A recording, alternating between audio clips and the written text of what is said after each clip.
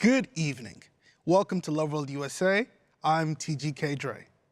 Let's take a quick look at the top stories this evening. Your Loveworld Specials, Season 11, Phase 2 kicks off tomorrow. RFK Jr. clears crucial Senate committee vote for HHS Secretary nomination.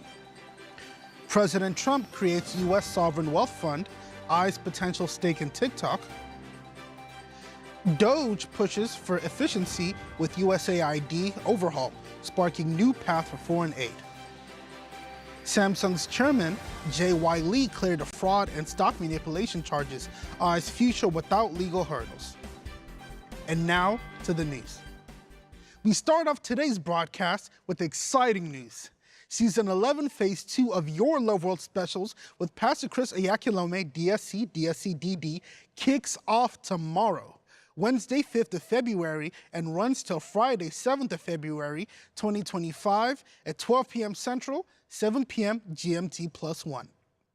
The program, which will broadcast live on Loveworld USA, Alpha TV, and all Loveworld networks and ministry websites, will bring you 3 days of powerful teachings, insights, and a time of super inspiration that will empower, uplift, and strengthen your faith. Pastor Chris Ayakulome, renowned for his dynamic teachings and global influence, will delve into the Word of God, offering profound insights into the signs of the times and living a victorious Christian life. The special sessions will include exclusive messages and a time of prayer and worship that you won't want to miss.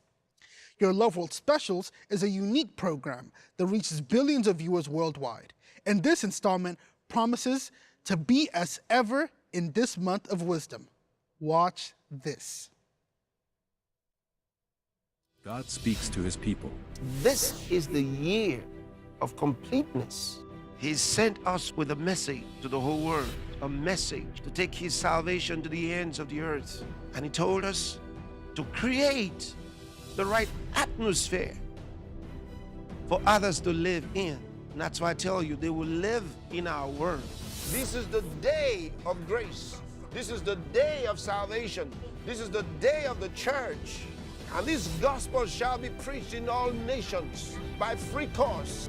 Happening this month of February is the highly anticipated Season 11 Phase 2 of your Loveworld Specials with Pastor Chris. From Wednesday the 5th to Friday the 7th, So much to share with you. Don't miss it. Make sure you are a part of it and invite others to participate with you. It would be broadcast live on all Loveworld networks, Alpha TV, Live TV mobile app, CFlix app, C Loveworld, and various social media platforms at 7 p.m. GMT+1 daily. In a landmark diplomatic engagement, Israeli Prime Minister Benjamin Netanyahu met with U.S. President Donald Trump at the White House on Tuesday, reaffirming the strong partnership between the United States and Israel. The meeting focused on securing peace in the Middle East, combating terrorism, and countering Iran's glowing nuclear ambitions. President Trump unveiled a visionary approach to stabilizing Gaza and ensuring long-term peace in the region. His proposal includes a robust initiative to clear unexploded ordinances, develop critical infrastructure, and create new economic opportunities for residents of Gaza. Recognizing the humanitarian challenges, the U.S. is prepared to take a leadership role in rebuilding the territory to prevent it from becoming a stronghold for terrorism. To further enhance regional security, President Trump suggested the neighboring Arab nations, such as Egypt and Jordan, could contribute to resettlement efforts, providing humanitarian assistance and facilitating long-term solutions for displaced Palestinians. While initial reactions from some nations have been cautious, President Trump remains committed to fostering a constructive dialogue to achieve lasting peace. A key highlight of the meeting was the U.S. administration's unwavering commitment to preventing Iran from obtaining nuclear weapons. President Trump announced a series of decisive measures, including an executive order imposing further economic sanctions on Iran, targeting its energy sector and disrupting its illicit nuclear activities. This administration will never allow Iran to threaten regional stability or global security with nuclear weapons, President Trump declared. His strong leadership has positioned the United States as a guardian of international peace, ensuring that Iran's ambitions are kept in check. Prime Minister Netanyahu praised the U.S. for its steadfast support of Israel and for leading global efforts against Iran's aggressive policies. The Senate Finance Committee has voted to advance Robert F. Kennedy Jr.'s nomination for Secretary of Health and Human Services, with Republicans unanimously backing the controversial candidate. The vote, which was divided along party lines, saw 14 Republicans in favor of advancing Kennedy's nomination and 13 Democrats opposed. The full Senate is expected to vote on Kennedy's confirmation in the coming days. One of the committee's Republican members, Senator Bill Cassidy of Louisiana, had previously voiced concerns about Kennedy's past comments on vaccines.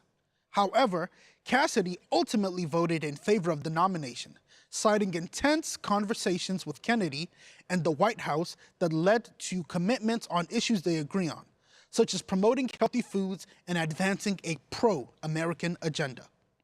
His vote has given Kennedy a greater chance of confirmation, especially with Republicans holding a 53-47 advantage in the Senate. While some Republicans, including Senator Susan Collins, Mitch McConnell, and Lisa Murkowski, may still oppose Kennedy, many from the party have rallied behind his nomination.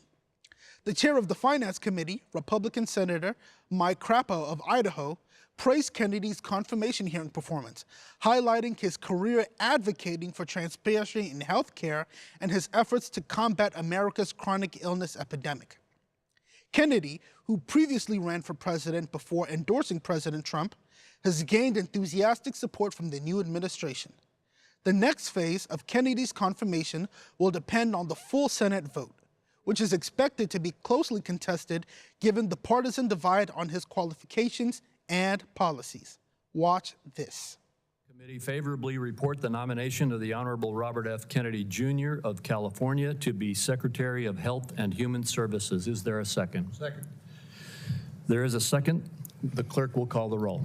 Mr. Grassley. Aye. Mr. Grassley, aye. Mr. Cornyn. Aye. Mr. Cornyn, aye. Mr. Thune. Aye. Mr. Thune, aye. Mr. Scott. Aye. Mr. Scott, aye. Mr. Cassidy. Aye. Mr. Cassidy, aye. Mr. Langford. Aye. Mr. Langford, aye. Mr. Daines. Aye. Mr. Daines, aye. Mr. Young. Aye. Mr. Young, aye. Mr. Barrasso.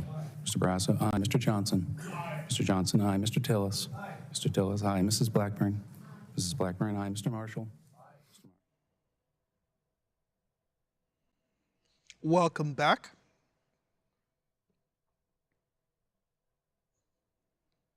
So what you just witnessed was the confirmation between the Senate Intelligence Committee to push forward RFK's nomination for the Health and Human Services position. As you could tell, the 14 Republicans all voted their ayes, and the 13 Democrats on the committee all voted their noes, explaining the partisan divide and the challenge that Robert F. Kennedy Jr. is looking forward to in fully clearing the Senate vote to become the Cabinet Representative for Health and Human Services. Moving on, as part of his plan to address the persistent trade imbalance and combat the flow of illicit drugs, President Donald Trump has imposed a 10% tariff on Chinese imports effective immediately.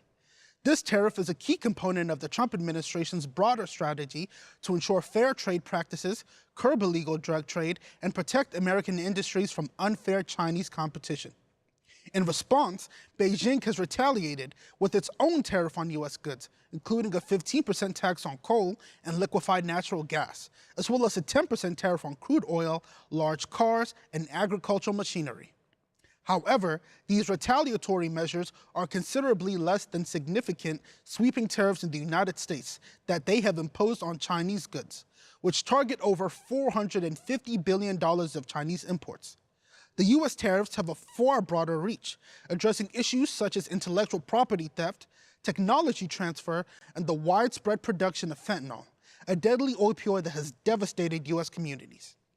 U.S. law enforcement has identified Chinese-based entities as key suppliers to the drug trade, and the tariffs are designed to exert pressure on China to stop the flow of these dangerous substances into the United States. This move sends a strong message that the U.S. is serious about protecting its citizens from drug trafficking and criminal enterprises. While China has taken retaliatory actions, analysts agree that these measures are relatively modest and do not come close to the scale of the U.S. tariffs. President Trump has reiterated his intention to negotiate better trade deals for American businesses and workers, ensuring that the United States is treated fairly on the global stage. The strategic approach has already led to progress on multiple fronts, and further negotiations with China are expected in the coming weeks to address the outstanding issues and build a more balanced and fair trade relationship. Watch this. Pulled back on his tariffs plan against the country's two closest neighbors for now. Naomi Ruckham has more.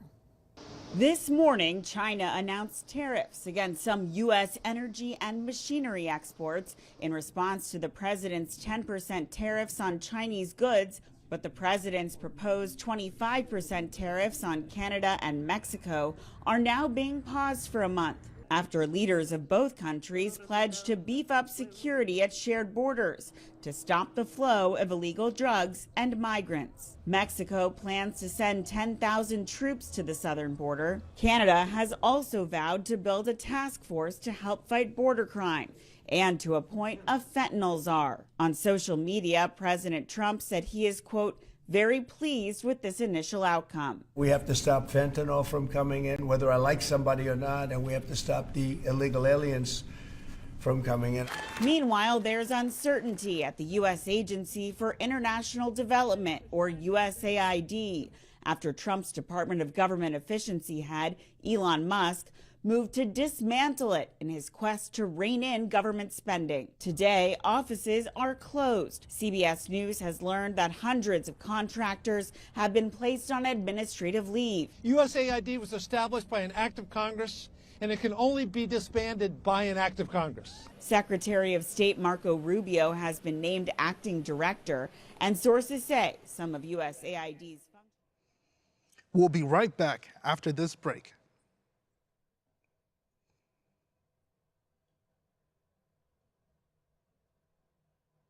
America begins right now. America's decline is over. We will be working to meet every crisis with dignity and power and strength.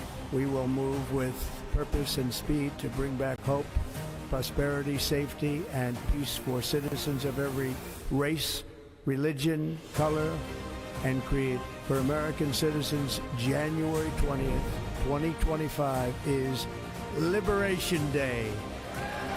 In everything we do, my administration will be inspired by a strong pursuit of excellence and unrelenting success. America will reclaim its rightful place as the greatest, most powerful, most respected nation on earth. I am with you. I will fight for you, and I will win for you. We will not be conquered.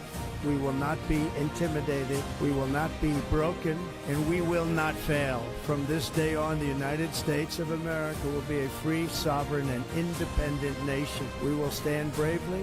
We will live proudly. We will dream boldly, and nothing will stand in our way because we are Americans. The future is ours, and our golden age has just begun.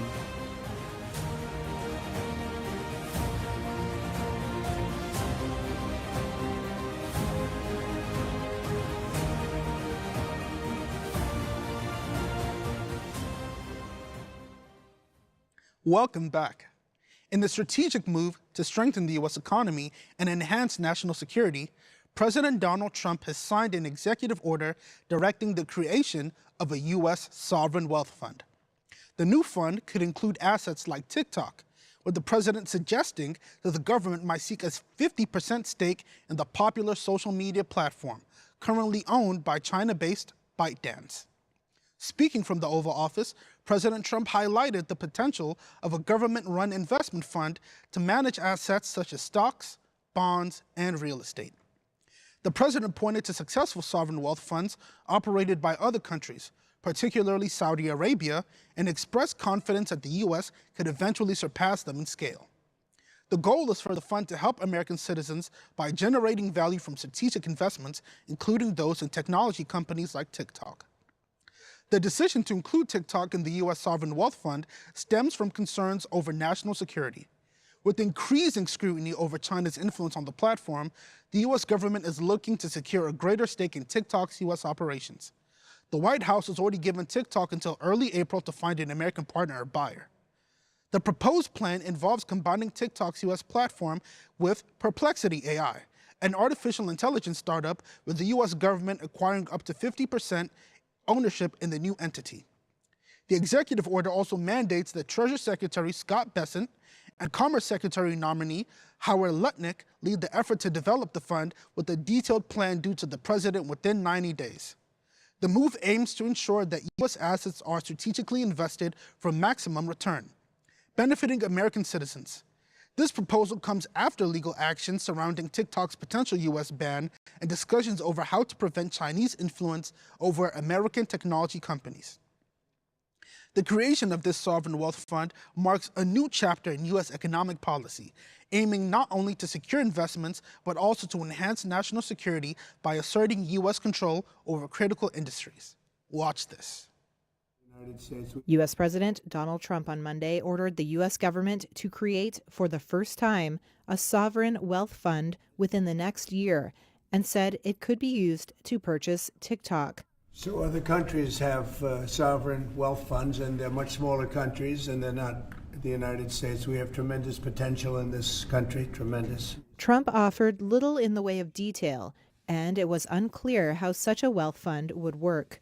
Typically, such funds rely on a country's budget surplus to make investments, but the U.S. operates at a deficit. Its creation also would likely require approval from Congress. Details on how exactly the fund would operate and be financed were not immediately available, but Trump previously said it could be funded by tariffs and other intelligent things.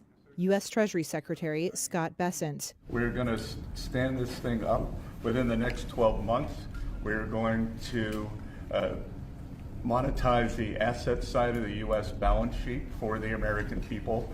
We're going to put the assets to work, and I think it's going to be very exciting.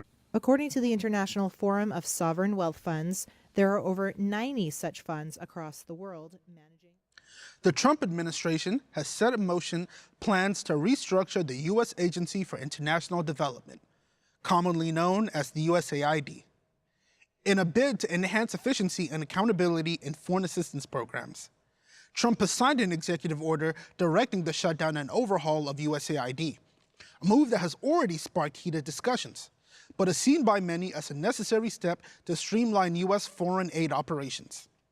Elon Musk, leading the Department of Government Efficiency, also known as DOGE, praised the decision, asserting that the agency's outdated systems and programs had long been inefficient and riddled with mismanagement.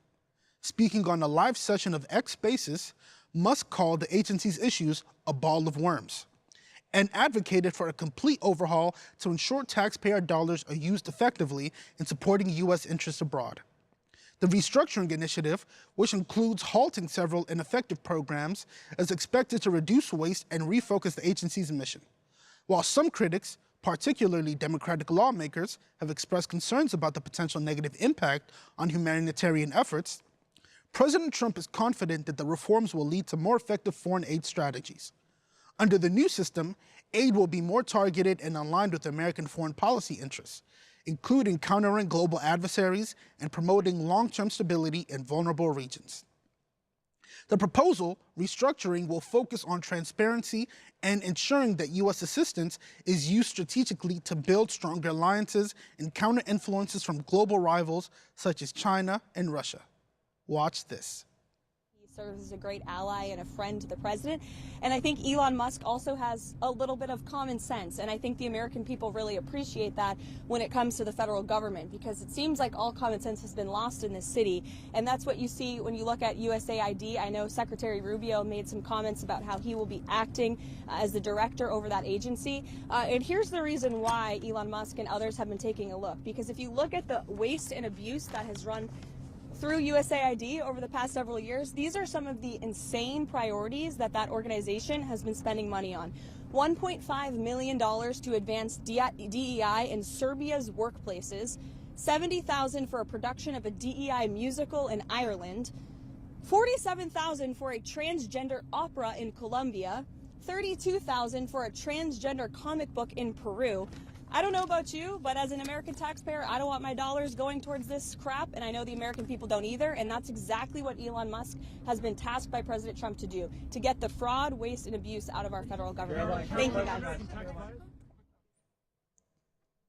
In a significant development, a judge in Washington, D.C. has extended a temporary block on the Trump administration's plan to freeze federal funding after nonprofit organizations reported continued struggles in accessing promised grants and loans. U.S. District Judge Loren L. Ali Khan issued the extension on Monday, following concerns raised by various groups about the widespread disruption caused by the freeze. The freeze was initially part of a sweeping initiative by the Trump administration to temporarily halt federal spending, a move that would have impacted potentially trillions of dollars in funding. While the memo outlining the freeze was rescinded last week, the administration has indicated that some form of funding freeze will still proceed as part of the president's executive agenda.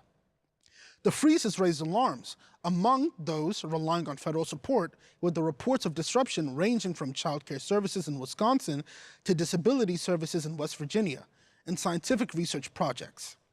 Judge Ali Khan found that the pause in funding could lead to non-speculative, impending, and potentially catastrophic harm for organizations and individuals who depend on government funding. The ruling underscores the urgency of the issue for nonprofits that are unable to meet their obligations and continue their vital services due to the funding freeze. The Trump administration, however, contends that a brief pause in federal funding is within the law and serves to align spending with the president's priorities. The White House has argued that the court does not have the constitutional authority to block such actions. Despite this, the legal battle continues, with advocacy groups like Democracy Forward representing nonprofits that argue the freeze violates both federal law and their First Amendment rights. Now, we'll take a quick look at the weather.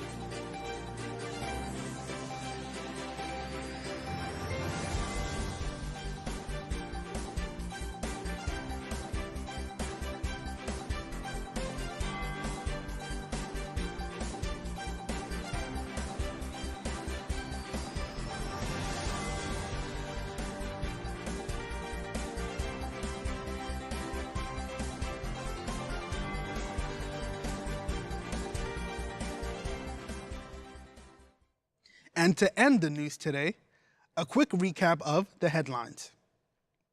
Your Loveworld Specials, Season 11, Phase 2 kicks off tomorrow. RFK Jr. clears crucial Senate committee vote for HHS Secretary nomination.